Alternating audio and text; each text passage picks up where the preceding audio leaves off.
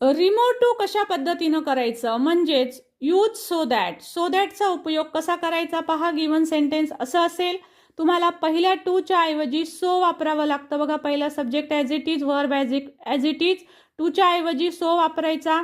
Adjective असाल तसं ह्या दुसऱ्या टूच्या ऐवजी दॅट शब्द घ्यायचा. त्यानंतर नवीन सब्जेक्ट पहिल्या सब्जेक्टप्रमाणे त्यापुढे कॅन नॉट किंवा कुड नॉट काळानुसार घेऊन वर्ब ॲज इट इज ठेवायचं असतं.